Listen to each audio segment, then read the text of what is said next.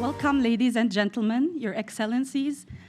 First, let me extend our condolences for the people of Morocco and to His Majesty, King Mohammed VI, for the passing of his mom, Latifa. I would also want to welcome you to the Atlantic Council on behalf of Rafiq Hariri Center for the Middle East and the Middle East Programs and the Africa Center. We're very honored to have His Excellency, Mr. Ryad Mezzour, His Excellency Yusuf Amrani, Mrs.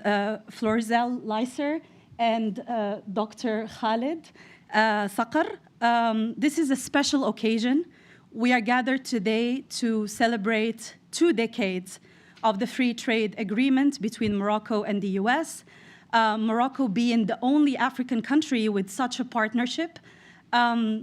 This region of the world has been very underrepresented and not really understood in DC. And this has been one of our missions at the Atlantic Council to try to shed light on this special region that is witnessing an outstanding growth, especially in the economic field. Morocco has 72 treaties with bilateral partners. Morocco has also 62 economic agreements. It has free trade agreements with different countries, and it has been labeled as the doorway or the gateway to Africa. Some European countries are even feeling threatened by the growing Moroccan influence in the continent. I'm very honored to have this discussion today by one of the architects of the Moroccan boom, him and his predecessor, and lots of other actors that are here. With that, I will turn it to His Excellency, Ambassador Yusuf Amrani.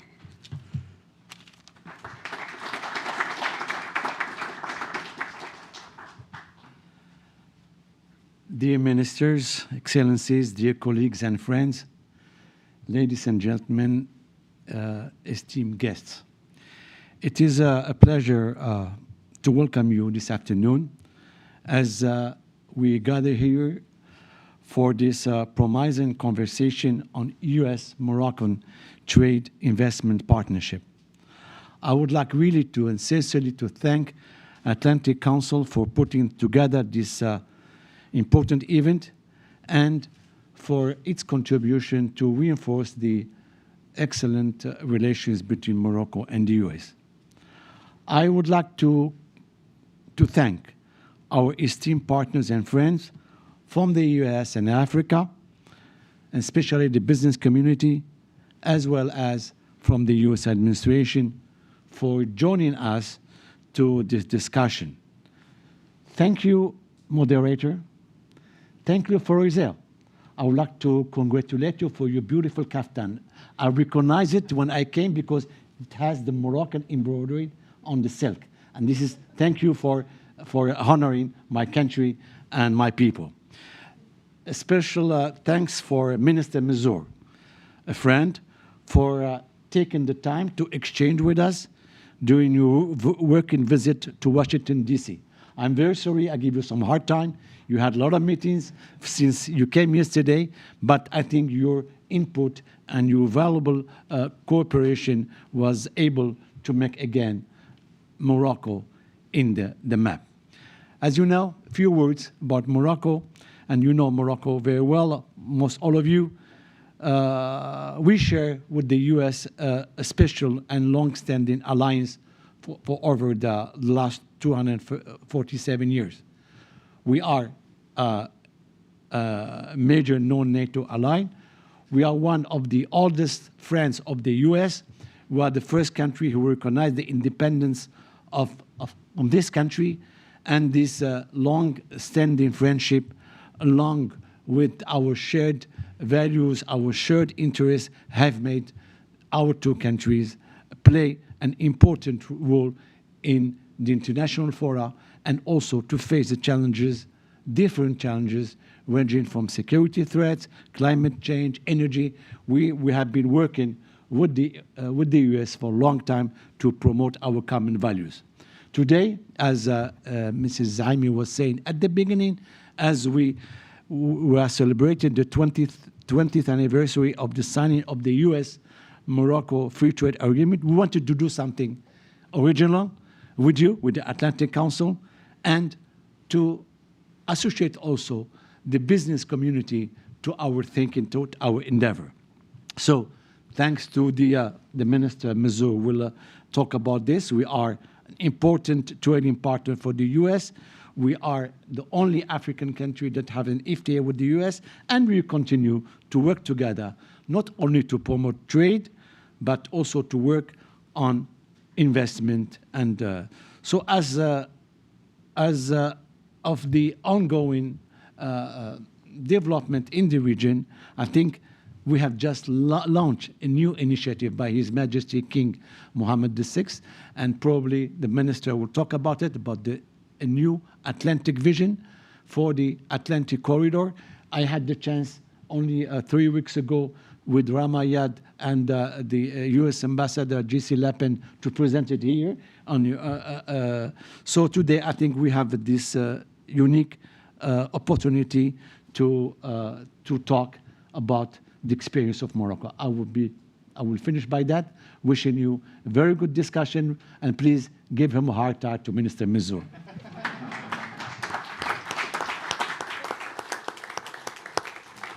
You don't need enemies with such friends. Thank you, Mr. Minister. I think it's very difficult to give a hard time to Minister Mezzour. But thank you. I'm sure you do your best. Thank you very much, Minister Mezzour, and also Ms. Leiser for joining us today. A warm welcome to the audience, both in the room and online. This is a very interesting experience that we're going to discuss today.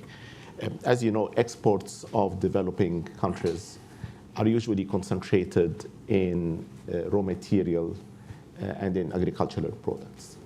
This is a country that has been able to grow its manufactured exports in double digit over the past few years. And now they do bypass by far the value of the exports from phosphates and from agricultural products. So this was also done in very advanced products. So not only the car industry, but also electronics and parts of aeroplanes.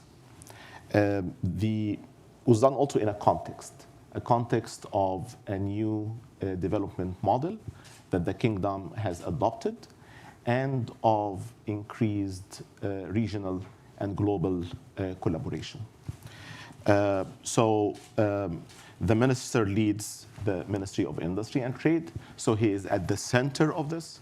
He was also in the corporate sector before, so he has also the practical experience from that side. Ms. Leiser leads the Corporate Council on Africa. She has in the membership of the council both large multinational corporations as well as SMEs, and she has lots of experience in the field of international collaboration in trade and investment. So we couldn't have a better panel to discuss these issues with them. So let me start with you, Mr. Minister. And my question is, how was the kingdom able to achieve this very positive result? And what was the role of the domestic policies as well as the global and regional integration in achieving it? Well, thank you, Dr. Khaled. Thank you, Florizal, for being here. Thank you for everyone. Thank you for the Atlantic Council organizing this event. Well, simple question. I will try to have a simple answer. First of all, we have the vision of a king. The vision of a king that has the image of how Morocco should be. And we have a plan. And combining this vision and the plan, executing it on the long run, makes you achieve results. We don't have a plan that change every 5 years with the mandate of a government, and this is the strength of our monarchy. which makes it have consistency and continue building on over what you've achieved before. So 15 years ago, we didn't export any car.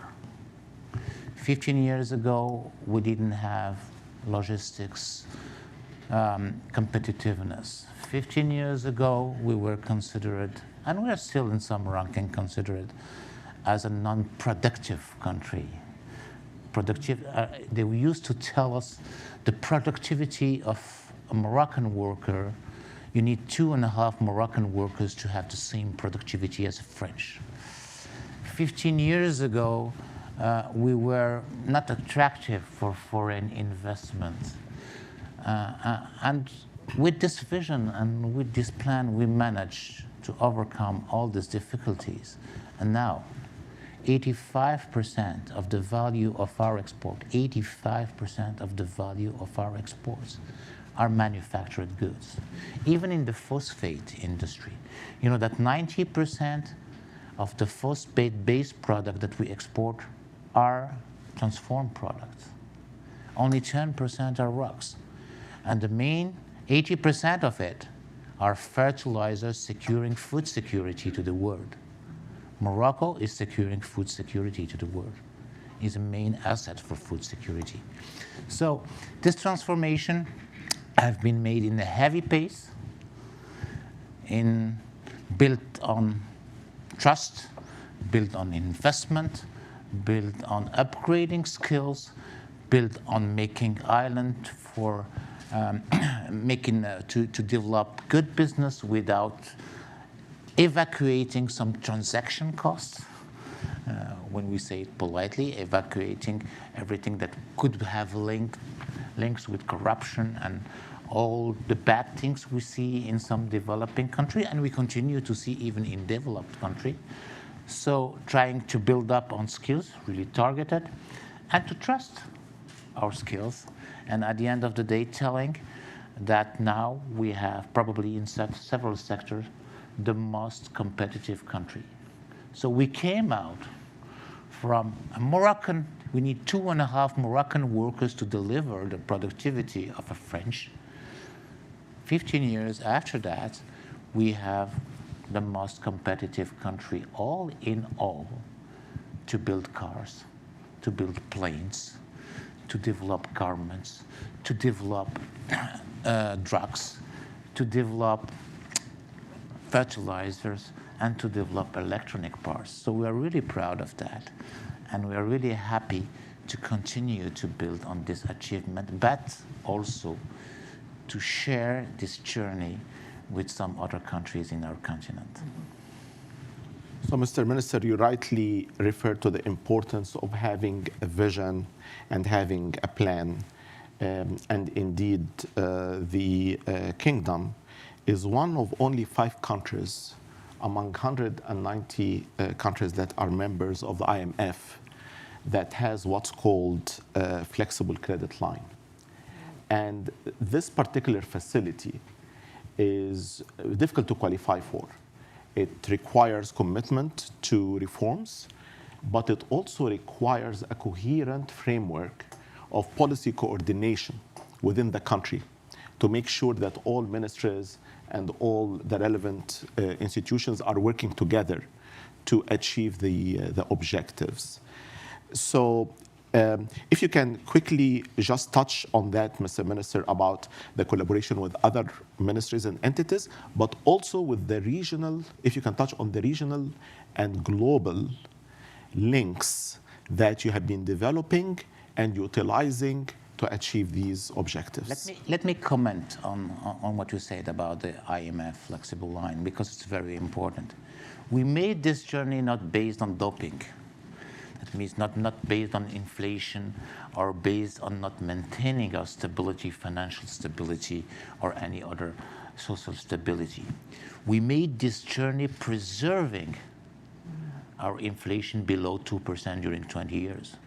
I mean, we had this inflation in the last 2-3 years because of the Ukraine war, but at that time we maintained it at 6.6%, when in other countries it reached 100%, even in countries that we were in competition with. So we maintained and we made this happening, preserving our financial figures and our financial stability and our deficit, etc. So we made it without doping, and we're really proud of that. Well, we're talking about regional cooperation, which is something very important to us. So when we designed the industrial strategy, at that time, 15 years ago, China was the plant of the world. Everything was produced in China. And we had at that time to open our economy to attract investors, because we were a closed economy, having an industry that was producing for the domestic market, that was a domestic market with no deepness in it and no potential attractiveness for investment. So to attract new investors, you need to sign free trade agreements with your neighborhood, because you needed to have competitive factors to address this neighborhood. So this is the first move we made, signed free trade agreement. Now we have trade agreement or free trade agreement with the half of the world. That means more than 100 countries. And then we had also to build on connectivity. We were isolated, we were not very competitive. Our biggest port was the port of Casablanca, very expensive. Boats were waiting for days and days before they could have a slot to discharge or embark, so investment in infrastructure. And now we have the most important container port in Africa. And you know what? Since 5 years, it's the most important in the Mediterranean Sea. And in the Mediterranean Sea, which countries do you have? Here you have Egypt, sorry about that. But you have Italy. You have most important port than Italian ports. You have Spain, you have France, you have Greece, you have Turkey. And the Moroccan port is the most important port among all these competitors. More than that, it's the fourth best performing port in the world. Fourth best performing port in the world. So we solved this logistic problem through this port, but now adding a new port now that will have the same competitiveness in the Mediterranean, and adding a third one that will be in place within 4 years to open to the Atlantic in Dakhla, that will make all this region, all the Sahel, also all the Sahel country, that will be a door to all this region and all the Sahel country to the world. Like Tangimed was a door to the world for Morocco, the Dakhla port will be a door to the world to all Sahel countries. And we are proud of that. And it transformed that country. You know, our industrial journey started 100 years ago with the port of Casablanca. And the biggest city, the most vibrant city of Morocco was built around this port. Now, 15 years ago, we opened a new port in Tangier, and it transformed our economy, transformed our industry. We are beeping in all the radars of manufacturing, etc. Now we're opening in our east coast of the Mediterranean a new door to open the world to a region that needed it in our country. And then we're opening the south for everyone in Africa, and we're very proud to contribute to the development of the continent through this investment in Dakhla. Very, very inspiring. Mr. Minister, you mentioned Egypt, and I'm glad you also have a free trade agreement with Egypt. So this bodes to your international collaboration and regional collaboration. And I was just talking with His Excellency, the Ambassador, before the event about the strong ties between the two countries. Let me turn to Ms. Leiser. So traditionally, most of the exports of Morocco has been going to Europe. So the largest two trading partners are Spain and France, about 40% of total exports. We have seen the US-Morocco economic collaboration growing rapidly. And by the way, some of that collaboration is done through Europe. So for example, Boeing does collaborate with Morocco, even though through its London-based operations. But if you can give us some suggestions from your experience about ways to further strengthen Morocco's trade and investment ties with the US and elsewhere in the world.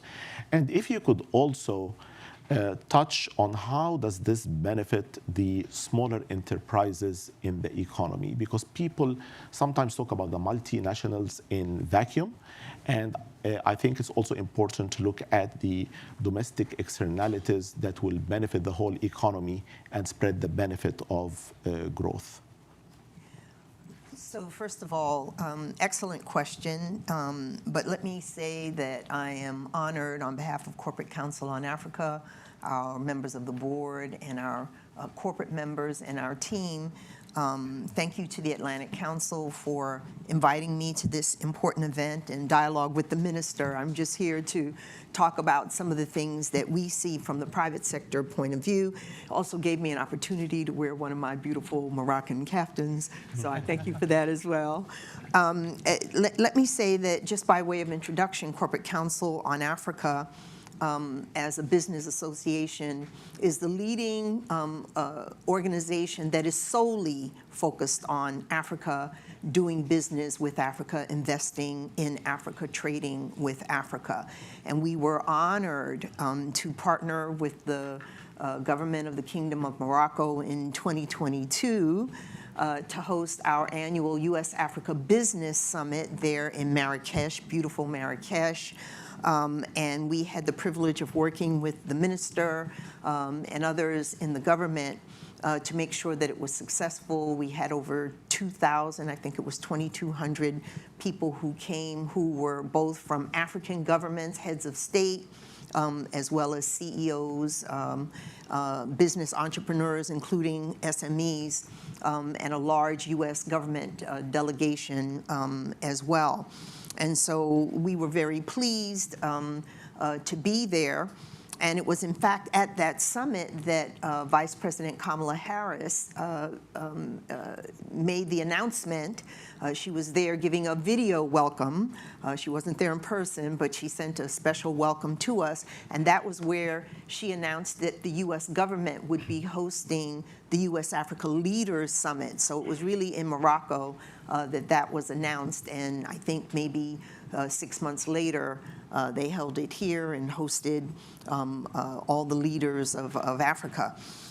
We have really seen in the last years, the 20 years since the US-Morocco Free Trade Agreement was launched, an incredible increase in the amount of trade, five-fold increase. But equally important has been the diversification of the trade. I think many of you may know it's a sad figure, but Africa accounts for less than 3% of all global trade. And the main reason for that is that they largely export commodities and raw materials, and they don't add the value, which is what attracts the investment into the manufacturing sector, creates jobs. And this is why Morocco is so important. As the only African nation with an FTA with the US, and also being the largest investor in sub-Saharan Africa, particularly in West Africa, there is a real opportunity to leverage that triangular relationship, Morocco to US, US to Morocco, Morocco to Africa, Africa to the US. And now with the African Continental Free Trade Area, this is an ideal time and opportunity for companies, and we see our businesses doing that, to look at Morocco as a gateway to their continental African trade and investment strategies. They can't invest in 54 countries, one by one by one. So they have to determine where are the leaders in the different regions, which are the countries that are doing what needs to be done in terms of the enabling environment.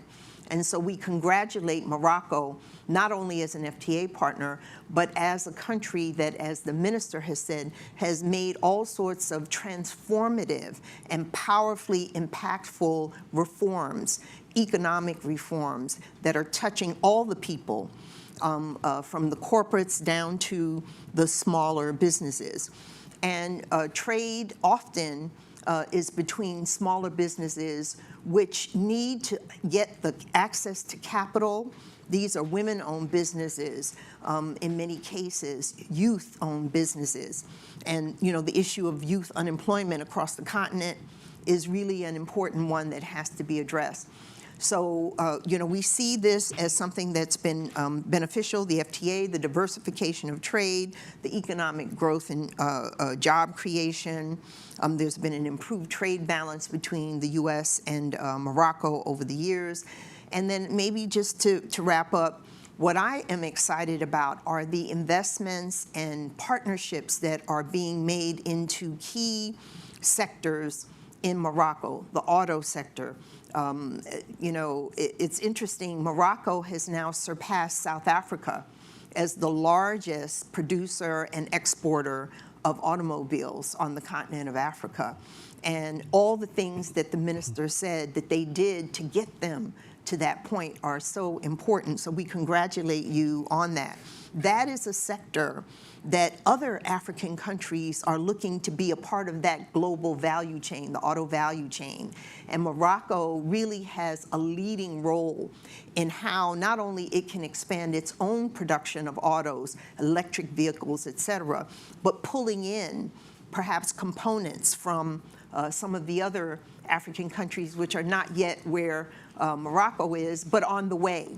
And Morocco itself, even though they aren't the place of final assembly for airplanes, what has been a major driver is them providing the inputs. So they already see in key sectors that if you can provide the intermediary products, that you are then on your way to being a larger player in the global economy. And so again, Morocco will play an important role in terms of how it attracts investment into manufacturing, pharmaceuticals. It's digital. We know many of our members are focused on the fact that Morocco is now in a very advanced stage of digitalizing its economy. And so, data centers are being developed in Morocco. And all of these things, as I said, will not only benefit Morocco, but will also benefit its sub-Saharan African partners. Yeah, absolutely. And talking about digitalization, the World Bank just a few days ago approved a $600 million loan to Morocco that comes with technical assistance to help the country further advance its institutional setting, improve digitalization, improve the efficiency of the public enterprises. You were right, Ms. Liza, in highlighting the importance of the institutional reforms and also initiatives that Morocco is taking, including in its leadership role in putting together or in making progress towards the continent of Africa free trade agreement, as well as what the minister said about infrastructure to help integrate the landlocked African economies, both regionally and internationally. Mr. Minister, let me just ask you a quick question before we turn to the audience, and I encourage our guests online as well to send us questions. We will receive them here, and the panelists will try to answer them. Ms. Liza rightly touched on the issue of unemployment and of women participation. And the question to you is on these issues as well as on climate goals. So the document describing the kingdom's new development model is frank in highlighting these challenges, the need to increase employment. Unemployment has reached 13%, mostly because of the problems in agriculture, the drought and so on. Among the youth, it's above 30%. Women's participation, about 20% in the labor market, only 20%. And the document highlights these issues and basically is calling for addressing them. So anything you can tell us about this, as well as the climate goals, the ambitious goals that Morocco has set, what are the low-hanging fruit that can be reaped in the short run, and what are your medium-term plans to make further progress over the medium term? First of all, we are fully aware that we need to create more jobs. Our economy is able to create 150 to 200,000 jobs a year when everything is okay, when there is no drought, no crisis, no inflation, or normal inflation. In a normal conditions, we are able to create 150,000 jobs. To absorb our youth, newcomers in the job market, we need to create the double, 300,000 at least per year. So we need to double the size of our economy very quickly. And this is exactly the plan. This is exactly the plan for the next 6 to 10 years. Morocco aims and will work hardly, will invest heavily to be able to double the size of its economy. And we will take every single opportunity to do this. The first and the good news is that we have some attractiveness potential and some projects in the pipe that shows us that this is possible. First of all, in the energy transition, Morocco has probably, it's secured more or less by some analysis. Some others say you're the second, but we're probably the most competitive country to produce renewable energy in the world because of the mix, thanks God, the mix we have between wind and sun and available land in our country and available secured land in our country. We are probably the best mix to produce renewable energy at the lowest cost and closer to consumer markets. And that it means not only green electrons, but also green hydrogen. So we are in the best position for the energy transition of the future. We are also one of the best countries to produce batteries for electrical vehicles and for storage at the lowest price and at the most competitive price, and having materials secured in the country, which will make us in the best position to do that. And we are a solution also not only for climate challenges, that means renewable energy and energy storage. We are also in a good position to give an answer for the talent quest and the talent scarcity we see in many developed countries. So we are producing 20,000. Producing, it's a wrong word, but it's, I'm the manufacturing minister, you will excuse me about that. we are producing 20,000 engineers a year. The good news, and this is something very rare, 50% of them, 50, are women. Wow. So we have a strong participation of young ladies that go to technical studies, which is rare. And we see that in Morocco, and we are proud of it. And we're going to double this figure in the next few years. So we have a good plan, a strong plan in developing our manufacturing, in developing our tourism, in developing our services, in developing our economy to be able to propose to reduce unemployment and to propose a bright future for Moroccans in Morocco and also for Africans in Africa. So this is the plan. We need our partners and we need the US. We need a stronger involvement from the US to do that. We are the land of opportunity for many US companies. 152 are already in place. When they come to Morocco, they're coming to a friendly country. A lot of people are very happy to live there. We have a quality of life, an exceptional quality of life in the California of Africa, which is Morocco. You have the competitiveness of China in a friendly country close to Europe. You have talents, you have a deep market, and you have access to a deeper market, which is the European market. We have also a free trade agreement with Europe. So you have access. US and Europe doesn't have free trade agreement between the two markets. Morocco has a free trade agreement with the US and a free trade agreement to Europe. We are 8 miles far from Europe, 8 to 9 miles far from Europe. And you have 9 miles from Europe, a country that is very competitive, that is very experienced in manufacturing, that has the competitiveness of China, that has a vision and that is living the Korean miracle in Africa, and that has a strategic alliance with the US. Take profit of this position to conquer new markets and to be stronger.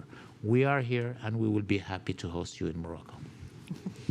Mr. Minister, I'm tempted to call my broker after this event. Do that. Shift my investments Do to, that. And if you to don't, Morocco.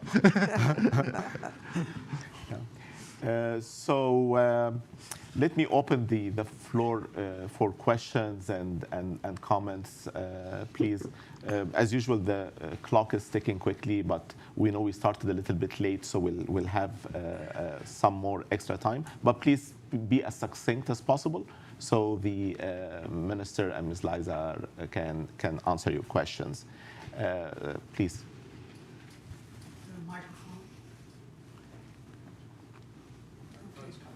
microphone is coming. Yeah, there. Mr. Minister, Sir? when a witness goes to Capitol Hill and he does a good job, the senators say to him, "You made a good witness." So you made a good witness. Thank you very This much. afternoon. My question to you is, in this era, technology, human capital, and innovation are the drivers of jobs, of economic progress. What is Morocco doing in the field of technology, innovation, and human capital? And please feel free to introduce yourselves and any affiliation if you wish. I am with a company called Capital Trust out of London. Should I? Please.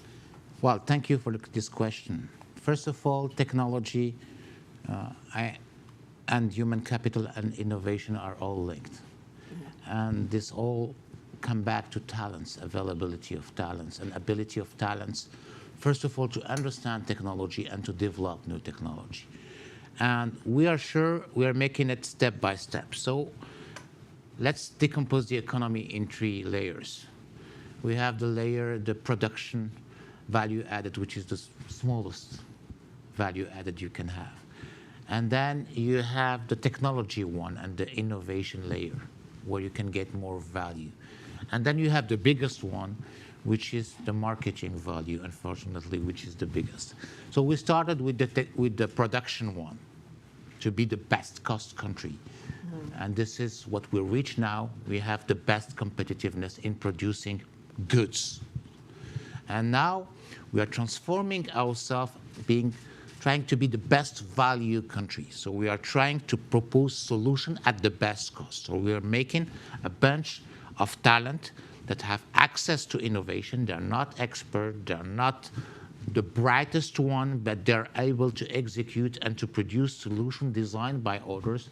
And now we have a bunch of talents, and we want to build 100,000 of them serving our manufacturing sector. We reach 25,000, and we will multiply this by 4 to be able to execute technology. And this is what we're reaching now.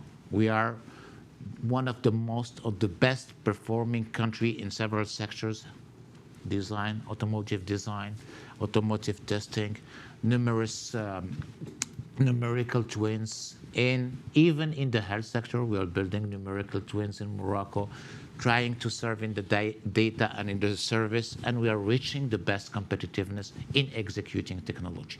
And now we are investing to contribute to create technology, because these are heavy investment. So we are supporting investor, and we are trying to develop and to raise our startups and to give them the opportunity to contact capital or to mix up with other communities that are developing technology so that we can develop our own technology. So it's a journey. We are investing heavily on it. We are trying to have the good base of talent to serve the existing technology, the new technology, and to develop our own technology. How about artificial intelligence? Well, We believe it's a shortcut to develop technology for us, so we are using it heavily. Yeah. I believe there was a question in the back. Please go ahead.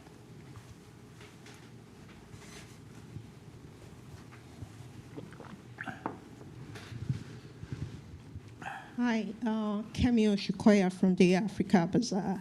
My question, can you see me? I can. Okay, great. Thank you. My question relates to the geopolitics that we're seeing around the world. You talk about your connection to Europe, your connection to the US.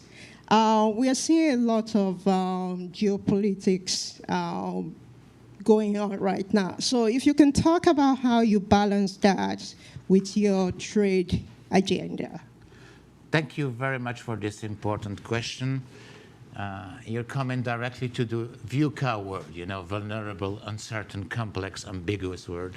And where you're trying to build a policy and you're trying to see your future in this world, it's difficult to build it without thinking of being agile and taking the opportunities. I was talking about the Chinese being the plant of the world when we were trying to develop our own strategy. So we took this in account, and we said in the garment industry, we will not continue to produce jeans because we are not competitive enough in front of China. So we will produce some type of jeans that have that are in smaller series and that we can serve to Europe very quickly, and they don't have to wait 6 weeks for the container to come from Shanghai. So we try to find our way in this world.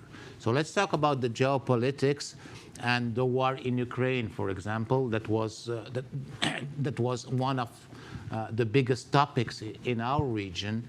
And the war in Ukraine did offer, unfortunately, opportunities for Morocco, because some of our competitors were in Eastern Europe. Some of our competitors did have a problem of access to energy. Some of our competitors were in troubled region, and some companies decided to invest and to develop multi-shoring out of Morocco and to invest in Morocco to secure their value chain and to have the parts they needed in the automotive sector or in other sectors. So it was also, geopolitics can also bring opportunities, and we're trying to make in all conditions our way to find and to create jobs for our people. Please.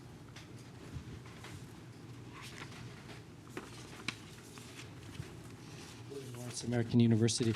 2 quick questions. I saw that you had announced you were going to try to export 60% of your cars as EVs by 2030. I just wanted to, seems fast and ambitious, and it'd be great if you could just tell me how you plan to transform your production that quickly. And second of all, in the early years of the FTA, we used to hear a lot about scaling issues. So Morocco would talk to U.S. customers, and they would say, we need, whatever, 1 million of this, and Morocco couldn't produce 1 million. I was just wondering how Morocco is going about scaling under the FTA, and whether the U.S. government can help with the scaling, or whether Morocco has to do it, anything about scaling. So the transformation of our automotive sector is happening. We have a capacity installed of 700 to produce 700,000 cars a year. Is going to 1.4 million. So we're building a new additional capacity. We are doubling our capacity, and what we are doubling, it's already 50%. So we have to transform only 10% of what we have, and this is easy because models are changing every 5 or 6 or 7 years. So we should reinvest for new models in this industry. If it's in the plane industry, it's 15 years, but in the car industry, lifetime of a model is 7 years. So we are really confident that it will be at least 60%, if not 70 and 80. Second, we are producing for a market, and our market is transforming. So our market will ban, our main market will ban thermic cars by 2035. And the market share of EV is growing in our main market, so we need to serve it, and we have no other choice than to produce cars that will match the requirements of the market. And third, we are the most competitive country to produce batteries. So we will eliminate some competitors in transforming our industry to EV. It's our own interest, and we are happy to do it. Regarding the scaling issues, that was probably the wrong thought we have, because we were addressing a market based on the basic needs. So the many markets are looking at countries like mine as countries that can only do basic things, basic products. And when you talk about commodity products or basic products, you're talking about large scale. We prefer now to do targeted products, specified, complex product. And with complex product, with niche product, we don't need to talk about scale. Let me take a question online. I have a question from Dr. Garbis Iradian, who is the chief economist for MENA. Please, let me continue. Please for go ahead. Example, I will give you a type of product that is very complex that we are doing. We are doing energy converter for the Teslas, and it's only produced in Morocco. So we are doing very specific and very complex product now in Morocco, and we are proud of that. Yeah. So, Mr. Minister, thank you for highlighting such important products that you now produce, and apparently with improved productivity, as you said. With the best. Yeah. So the question I have from Dr. Garbisi Iradian, he's the chief MENA economist in the International Institute of Finance, is how you are planning to expand the benefits of this productivity improvement to the whole economy. GDP is still growing at about 3%. It's projected to accelerate gradually, but more growth is needed in order to address the issue of unemployment. I also have another question about that as well, highlighting the issues of unemployment. So how can you disseminate this kind of high growth and pull together the rest of the economy? And the other question he has is the impressive progress in rebuilding the infrastructure and getting the country together after the earthquake. So any reference to that also would be... Okay, how do we expand that to the whole economy? Double the economy, double the engine. So we are fully aware that we build a model at a fair scale. It's serving really the economy, it transformed our economy, but our economy is still too small. It needs to double. And it needs to double and to get more sophisticated. So this is exactly what we're doing, and this is exactly what we're planning to do for the next few years. And we will invest all our energy to reach this target, and all our money too. And we will need you as a partner to support us in this journey and in this ambition. So the plan is there, the ambition is there, strategies are already in place in several sectors, and we are committed to do it. We have no other choice than to serve more and better jobs to our people, and we will do it. The second, the rebuilding after the earthquake, it was a drama, the earthquake, and we are very proud of the way it has been managed under the direct and quick supervision of His Majesty. Some of our friends did not understand how we were precautionous with according them the opportunity to support and to help. But they need to know, and this is the main message, they need to know that the earthquake happened in a mountain area. And access in a mountain area is very limited. So we had to control the flow. And that's why we were very precautionous to organize the help so that we will be able to serve and to save lives. And this is how we did it. This is how we manage it. We are continue to be committed to rebuild it in a better way so that they can have a better living after this drama. So this is very important indeed in terms of raising the hope of the people for a better future. And this is well linked to a question we are also getting about that. And it's something that also was highlighted in the development plan. with the high unemployment still, with these very positive spots in the economy, but yet still relatively high dependence on agriculture. What are you doing to really raise and to address the ambitious hopes of the people? But before that, Mr. Minister, let's combine a few questions in the benefit of the time. I see a few hands in the floor.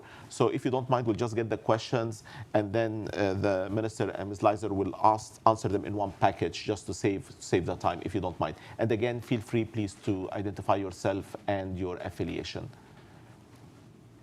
Excellence, شكرا حيت شرفتينا بالحضور ديالك ici à Washington DC. واجب. So I'm an intern here at Washington DC at the Council on Foreign Relations in the Trade Policy Department. And my question to you is, as the leader of the relatively new strategy, the industrial strategy in Morocco that has been proven to be very beneficial for the Moroccan economic growth, what would be your advice to our fellow African countries to reach that level of economic growth in global trade? Thank you. Can we take more questions, if you don't mind? Yeah. Please, the gentleman in the second row as well, and there is a question in the back after that, and in the front here. Hi, good afternoon, Mr. Minister. I'm Ken Phelan with Storm Center Communications and a former UN delegate to Africa and Ukraine. I work at a technology company, and of course, large language, machine learning, artificial intelligence, quantum computing are all emerging technologies. I understand that recently there was a technology conference in Morocco. Mm-hmm.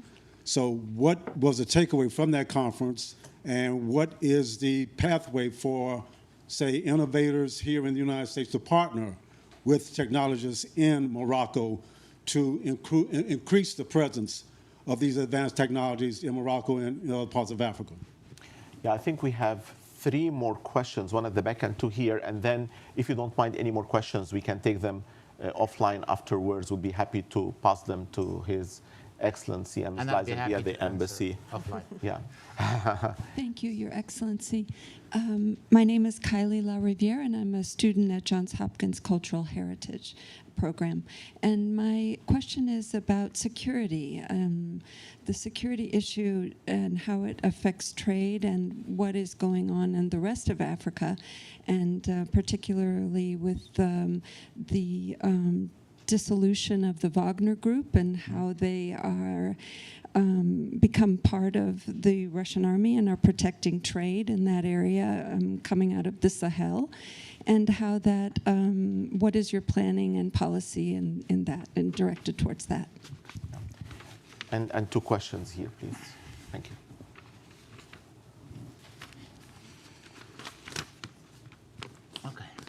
Hello, my name is Ronan Wenderfer. I'm a research intern at the University of California's Political Violence Lab. And my question was, it was sort of mentioned at the beginning how, despite all this great progress you've made, Morocco still doesn't receive as much attention as it deserves to, especially in the United States. And these are great accomplishments, but it doesn't matter if no one's coming to your ports, if companies don't know that you make the best batteries. So what can be done to draw more attention to Morocco on the world stage? Yeah, Assalamu alaikum, and thank you so much for your presence. So I'm Iyad, I'm Moroccan, and I did my entire studies in Morocco. And I had the chance to actually witness the development of how Morocco went from kind of, competitive country to really competitive country. And so a lot of the questions are around like human development and the capital and the human capital and unemployment. And I wanted just to ask Your Excellency to kind of provide more light how Morocco is actually successful in combining moving the economy, but at the same time like being a social society, and through the new incentives and like a lot of the grants that are given, and especially the programs like the INDH one, the Intalaqa one, and like the housing grants that are very, very helpful. And so it's just like very interesting how you can combine both the economic growth while being focused on the social welfare of people. Thank you. Yeah. Mr. Minister, let me add to the difficult questions. There is 2 questions. You have the first one. So it's related to what has been said about security. It's how are you navigating the tensions and security concerns or issues in the region, and being able to basically work with that and still advance your economic goals as well as your international collaboration basically approach to the whole world. Okay, I will start with the security issue. You know, our main focus is to create jobs for our people. Okay, this is our main priority, and you cannot attract investors. To create jobs, you need to attract investors, and you cannot attract investors if you're not stable. So stability and security is our main concern. And if you see all the reports made by international agencies and even national ones, you see that Morocco is considered as safe and stable for travel and for investing. So Morocco is no discussion about that. Then, Morocco contributes to peace and stability in the region and in the world. Morocco is one of the main allies of the US to combat terrorism. We are fighting terrorism and extremism together all over the world. Morocco is the promoter of the values of tolerance and living together that are enshrined in our religion, Islam. We are one of the biggest promoters of these values because we believe in these values, and these values are part of our beautiful religion. Morocco is contributing, as a developing country, is one of the main contributors to peacekeeping process of the UN, military peacekeeping process of the UN. Morocco contribution is heavy. So we are not only a safe and peaceful country, we are also a country that contributes with its ally to the peace and stability of the world. This is what I have to say about security. To come back to the economic part. Agriculture, you talked about agriculture, how can we spread? I said double. I don't want you to have a mistake. Agriculture counts only for 12 to 15% of our GDP. GDP contribution to agriculture is low, but 30 to 32% of the workers are linked to agriculture.